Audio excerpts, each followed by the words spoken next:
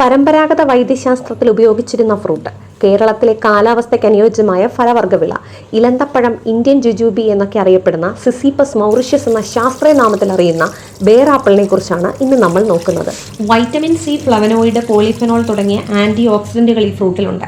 അതുകൊണ്ട് തന്നെ ക്യാൻസർ രോഗം, ഹൃദ്രോഗം തുടങ്ങിയ വിട്ടുമാറാത്ത രോഗങ്ങളുടെ സാധ്യത കുറയ്ക്കാൻ ഇവ സഹായിക്കുന്നു. വൈറ്റമിൻ സിയുടെ ഉറവിടമായതുകൊണ്ട് തന്നെ ആരോഗ്യപരമായ പ്രതിരോധശേഷി നിലനിർത്തുന്നതിന് ഇത് സഹായിക്കുന്നുണ്ട്.